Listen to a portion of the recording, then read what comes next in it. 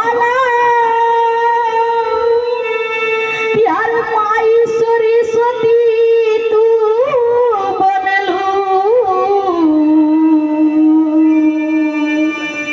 तोहरो महिमा कविता बनी जाला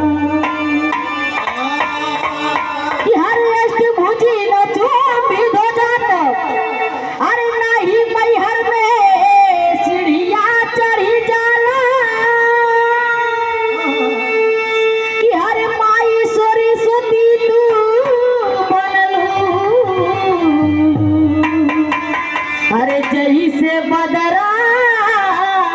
थोड़ी के रही जाला ए माई